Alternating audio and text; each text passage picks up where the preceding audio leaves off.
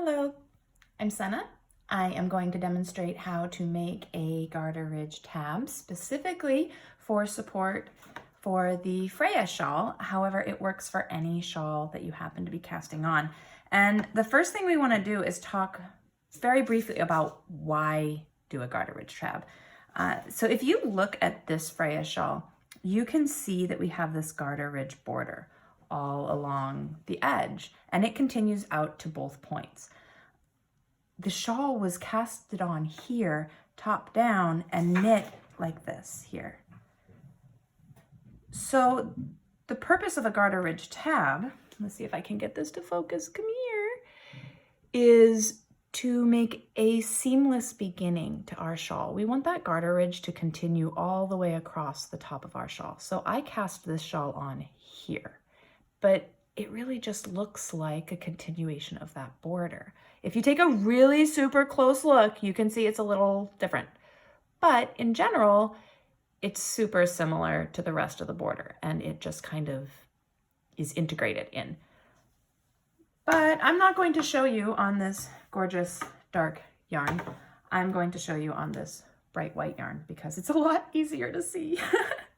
So in the Freia Shawl, the first thing we're instructed to do is cast on 3 stitches. Some tabs will call for 4, some will call for 2. Many instructions will have you cast on provisionally. I don't do that. I find that fiddly. I'm kind of like, why? So I don't think it makes that big a difference in the visual of our finished object. So after we've casted on 3, the next step is to knit 6 rows. And you're just gonna have to bear with me a second while I knit 6 rows. 1, 2, 3. My needles are all twisty. I tried to record this video a minute ago and I had like 40-inch cable and it was all up and everything. And I was like, that doesn't work. Let's try again. So this is my 2nd row. Also, if you hear this crashing around, that is my cat. He's a frickin' adorable, super entertained, and making a ton of noise. I'm sorry, it's very tempting to make this a Let's Watch Jonesy video, but let's not. Okay, yeah, here we go. And I've lost count because I was talking, which is super common, but that's great because what that does is gives us an opportunity to count our rows. I think because my tail's over here on the left, I need to do another one. Let's just check. Let me see. We've got our cast on row. Oh, my tail's over on the right now. Oh, here we go. Tail on the left. No, I know my right and left. Good gracious. Now the tail's on my right because I turned it around. So here's my cast on row. That's 1. This is 2, 3, 4, 5, and 6. One more time. I see that my tail is over here on the right. This first V is my cast on edge. This is my my first row. The second V is my first row. So that's 1, 2, 3, 4, 5, and 6 is on my needle. Okay. The next step is to work row 7. We're going to knit the first 3 stitches on our needle. We're then going to turn this corner and we're going to pick up 3 stitches. Pick up and knit is common language, and I will show you how to do it. I don't feel like there's a lot of knitting involved, so I tend to say pick up. Some people say create stitches. We're going to pick up a stitch, 3 of them, along this edge, and we're aiming to pick them up in these Gargter Ridge rows here.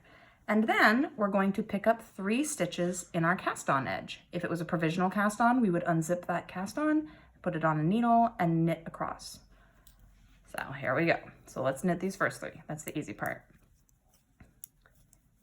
Now we turn the corner. It feels a little awkward, but I'm gonna pick up 1. Here's this Gargter Ridge edge right here. I'm gonna pick up a stitch by putting my right needle in somewhere along that Gargter Ridge edge, running around the needle with my working yarn and peeking through. And now we're gonna do the other one. If you were a continental knitter, it's still the same thing. We're gonna find a good spot to go in along that garter ridge edge, run around our needle, peek through. And then the last one, along the garter ridge edge, run around the needle, peek through. That is pick up and knit. Or pick up, or create. We're just making 3 stitches along that edge. Now it gets a little more fiddly. We have to pick up 3 stitches along our cast on edge. If you wanted to win first prize at the state fair, you would pick up the swoop from each cast on edge. You'd be really careful to get the exact right one. I'm not like that. I just pick up 3 along that edge. It looks fine. So let's start here. 1. Actually, I can see this one really clearly. These are, do you see this right here? These are the swoops of my cast on edge. So here we go. 1, 2, and I think I skipped one, so I'm gonna make one right here. 3. Clearly, I am not going for first prize with this one. There we go. We should now have, sorry, that's really annoying. We should now have 9 stitches. 3 for the top of our Gargter Ridge tab, 3 along the side, and then 3 that we picked up. Now, depending on your pattern, the next row will either be a wrong side or a right side. You may be instructed to purl it or knit it or whatever you're gonna do. In the Freia Shawl, we have only 2 stitches on the edge, and we have a center stitch. So I'm going to work back across this without placing markers, but I'm going to knit the first 2, purl. This would be my center stitch. I'm not placing a marker for it, that's okay. And then I'm going to knit the last 2.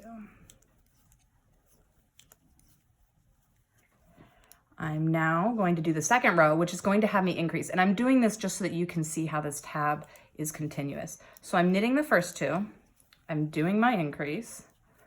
If I had placed a marker, I would be working to my marker, working my increase. There are many different ways of increasing. The Freia Shawl has you make one right and left on either side of the spine. The spine is that row of stitches that goes down the center of a triangle shawl. So I made one right, knit one for the spine, made one left. Ideally, I'd have stitch markers in between that spine and the make ones.